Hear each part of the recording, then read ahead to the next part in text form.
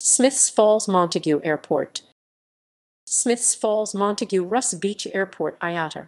ICAO, CYSH is a registered aerodrome located about 3.5 nautical miles, 6.5 km, 4.0 mi east of the town of Smiths Falls, Ontario, Canada.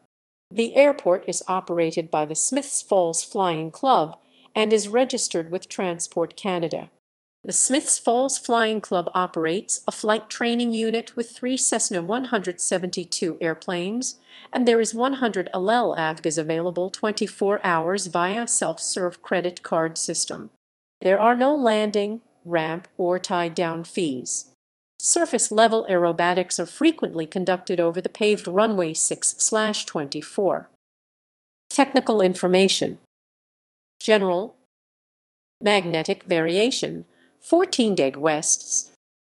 Runway 6/24, 3,998 FTX 75 FT 1219 MX 23M. Paved, lighted Arcal 122.9 MHz, abbreviated PAPI approach lighting at both ends. Communications.